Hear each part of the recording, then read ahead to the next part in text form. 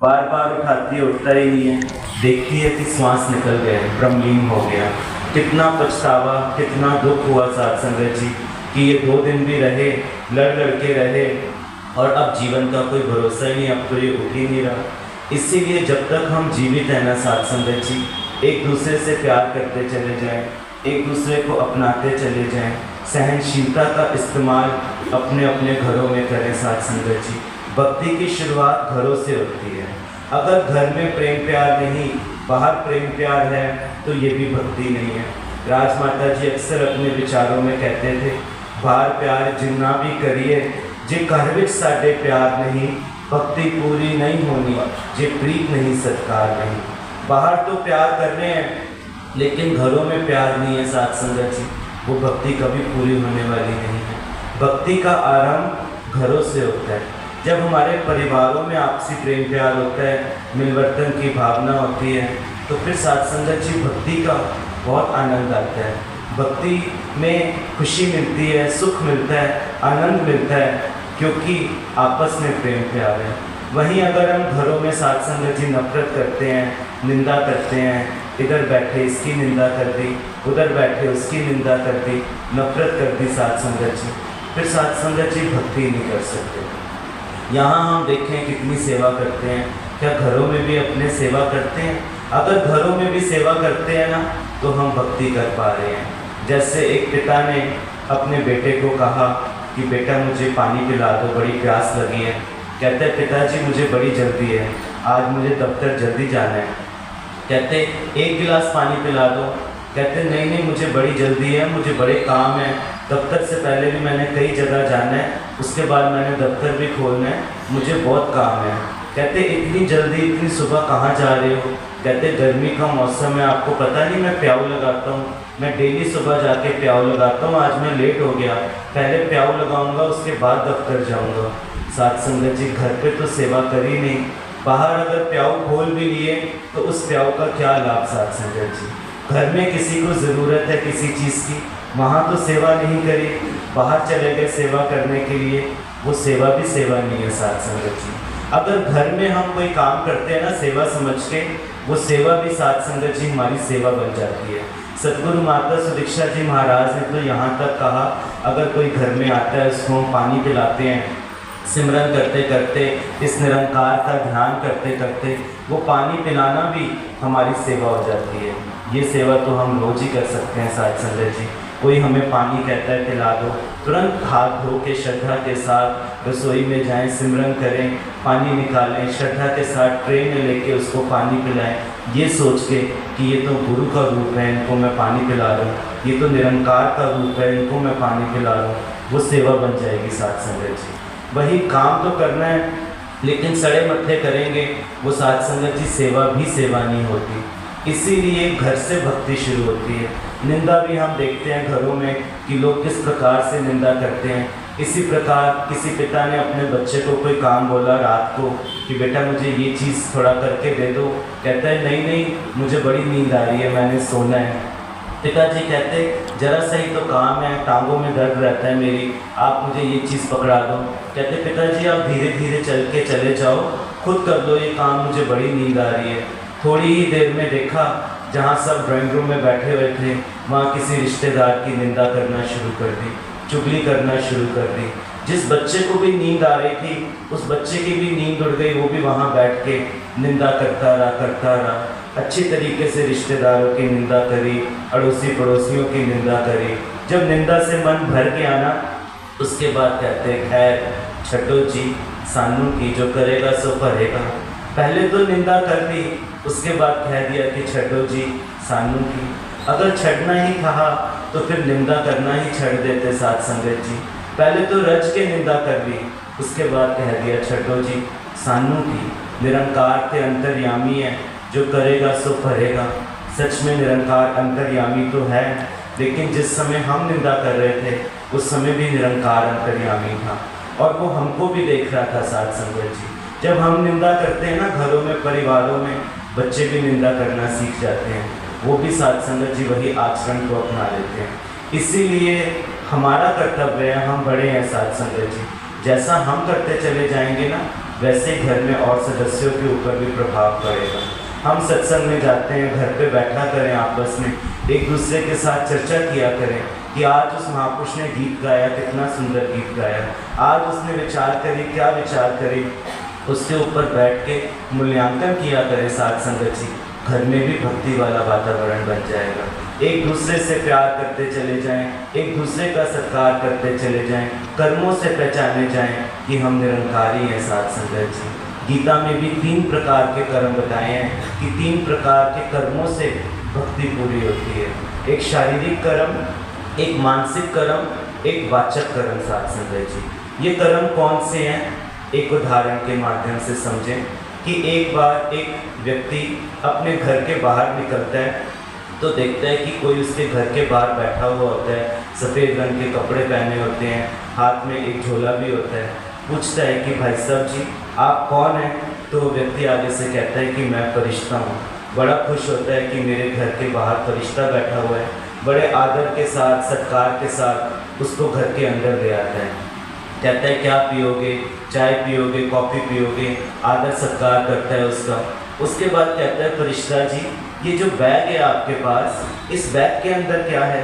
तो वो आगे से कहता है कि इसके अंदर मेरे पास संसार के सभी इंसानों का लेखा जोखा है। सबके अच्छे कर्मों का भी रजिस्टर है मेरे पास और बुरे कर्मों का भी रजिस्टर है मेरे पास।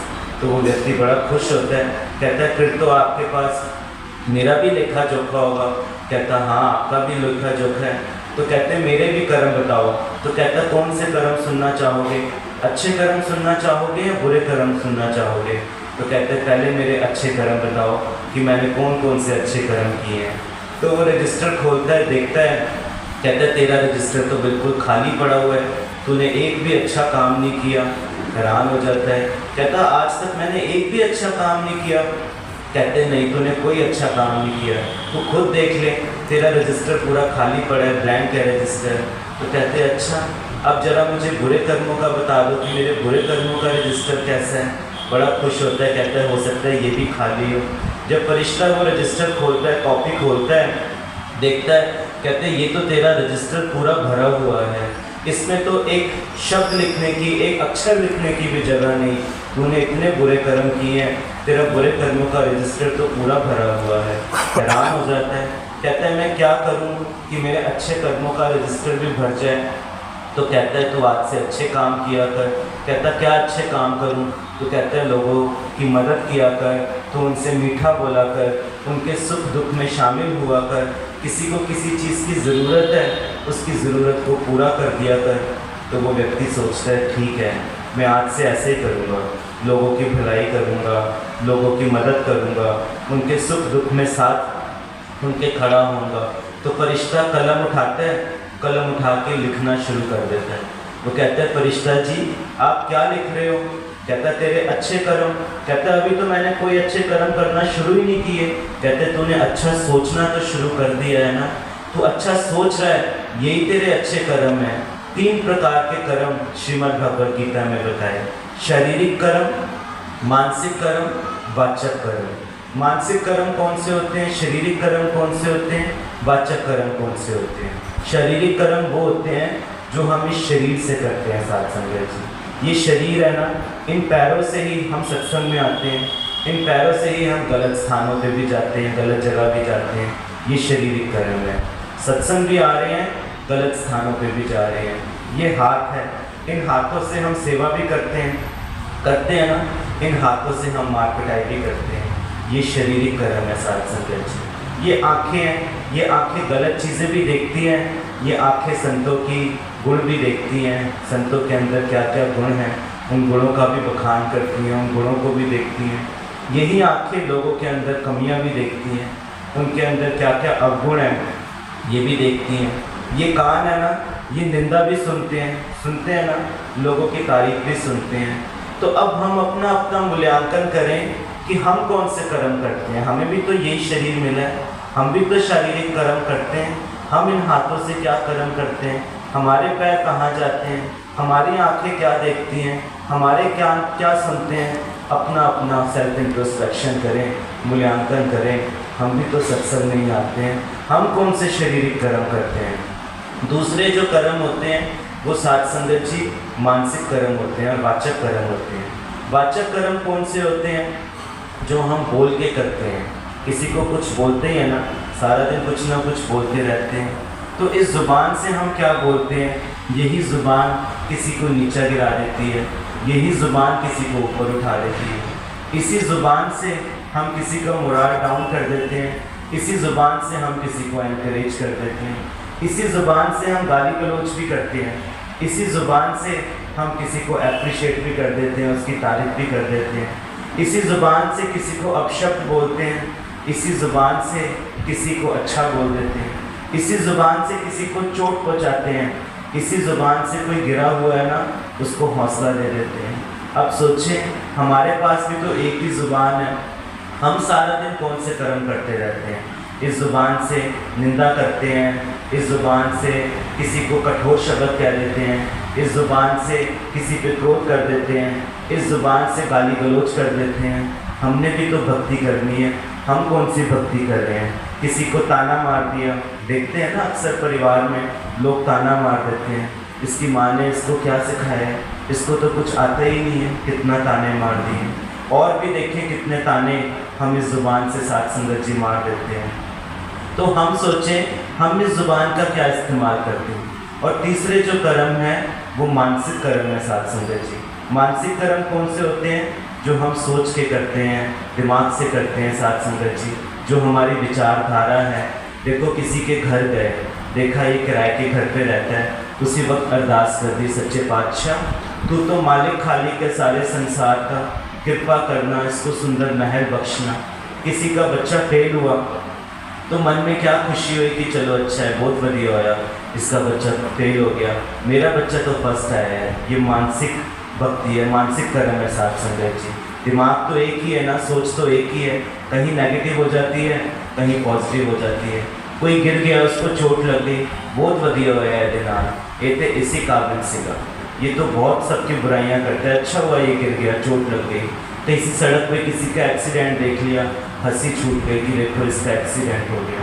तो ये जो हम सोच के करते हैं ना, जो विचारधारा है हमारी, ये सारे मानसिक कर्म हैं। अब हम सोचें हम कौन से मानसिक कर्म करते हैं? कोई नीचे गिर जाता है तो क्या मन प्रसन्न होता है? कहीं किसी के घर गए, वहाँ बड़ी गरीबी है, उसको देख के क्या मन प्रसन्न होता है साध संगत जी?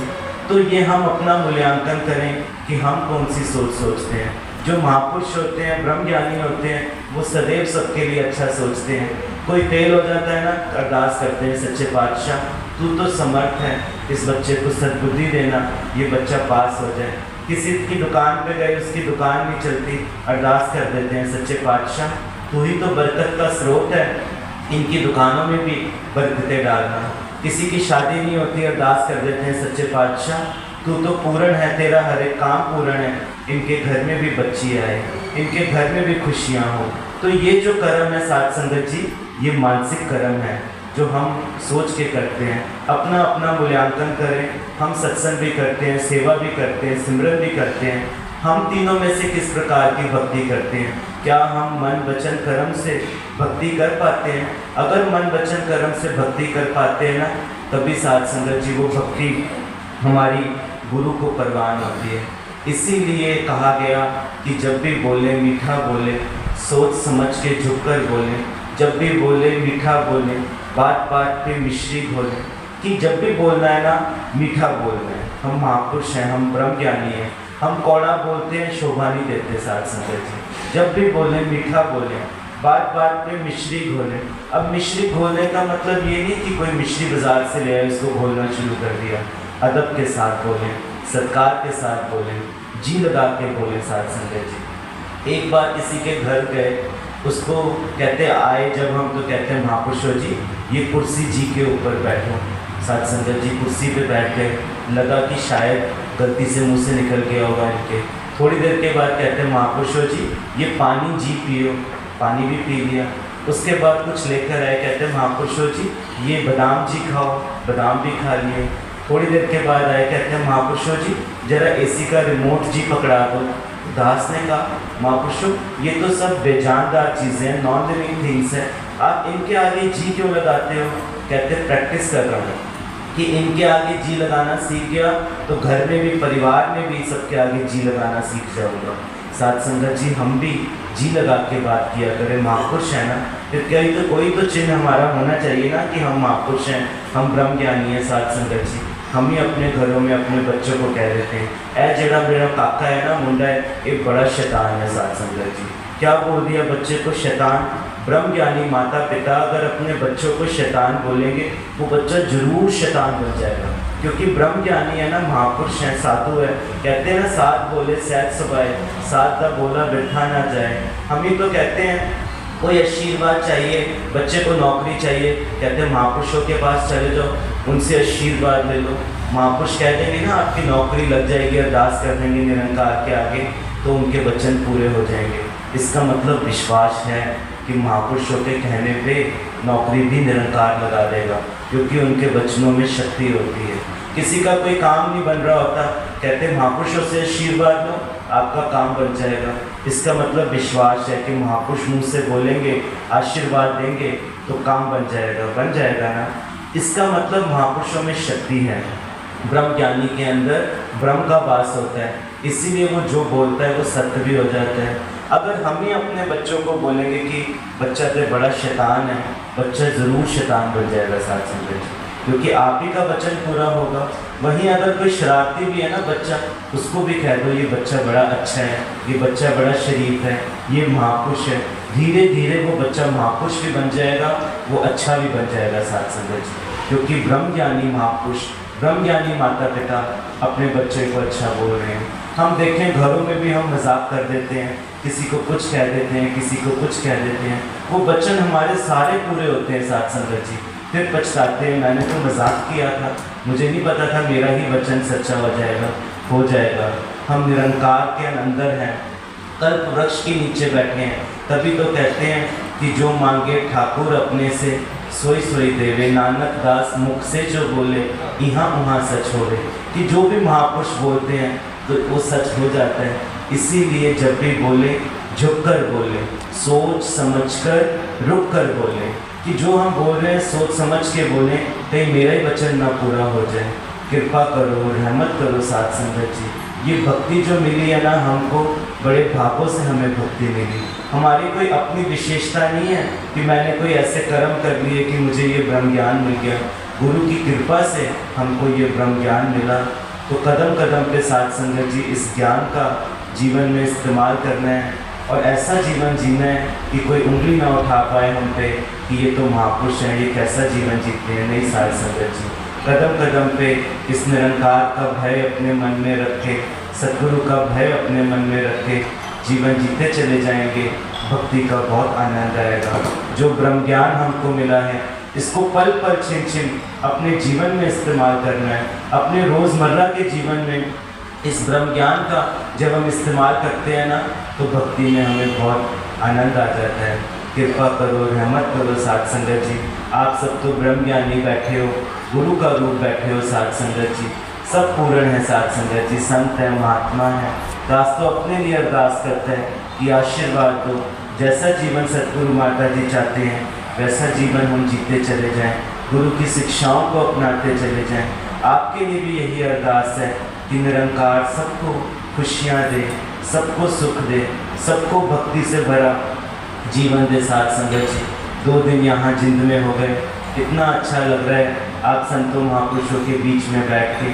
जहाँ जहाँ पे भी जाने का मौका मिला, सभी संतों से बहुत प्रेम प्यार प्राप्त किया। साथ संगत जी, आप बहुत भाग्यशाली हो कि आपके बीच में आदरणीय मनोज जी, आदरणीय सुमी बहन जी हैं, जो पग पग पे सभी को संभाल के रखते हैं। जिस भी घर में दास जा रहा था, यही देख रहा था कि हर किसी से प्यार कर रहे थे, हर किसी को गले लगा रहे थे। बहन जी को सबके नाम पता, सबके बच्चों के नाम पता। साथ संगत जी, ये एक माँ ही होती है जिसको सबके बारे में पता होता है। साथ संगत जी, तो जो इनके आदेश आते हैं वो गुरु के आदेश हैं, जो इनके निर्देश आते हैं वो सद्गुरु के निर्देश हैं। हम उनको भी मान के चले जाएं, इनका भी आदर सत्कार गुरु रूप समझ के साथ संगत जी करते चले जाएंगे। जीवन में बहुत आनंद आता चला जाएगा। आपस में भी एक दूसरे के साथ प्रेम प्यार के साथ मिलवर्तन के साथ साथ संगत जी जीवन अपनाएंगे तो घरों में भी हमारे आनंद होगा। साथ संगत जी, जब आनंद होगा तो फिर भक्ति में भी आनंद आएगा। तो साथ संगत जी, समय भी अपनी सीमा पे पहुंच गया है। वचनों में कोई भूल हो गई हो तो दास को अपने चरण धूल समझ के बख्श देना। साथ संगत जी, प्यार से कहना धन्यकार तेरी ओट सारा तेरा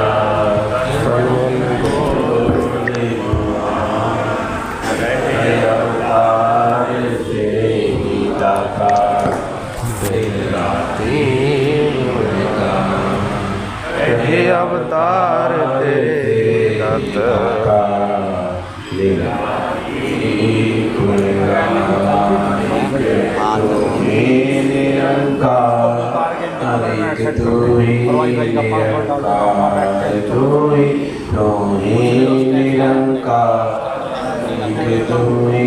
निरंकार मैं हाँ सदा बुलंदहार मैं हाँ सदा बुलंदहार तू दाता बख्शनहार तू है दाता।